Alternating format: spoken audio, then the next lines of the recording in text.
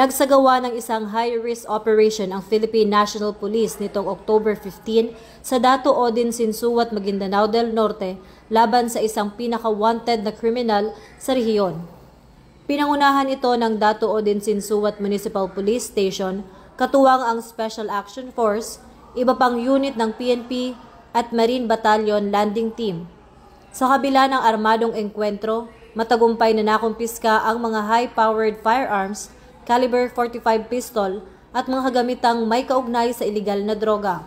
3 operatiba ang nasugatan, kabilang ang isang pulis at 2 marines, ngunit agad na nabigyan ng medikal na atensyon at tulong pinansyal mula sa PNP.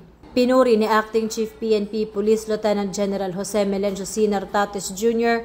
ang tapang ng ating kapulisan at binigyang diin ang mahalagang papel ng kapulisan sa pagpapanatili ng kaayusan at kaligtasan ng publiko.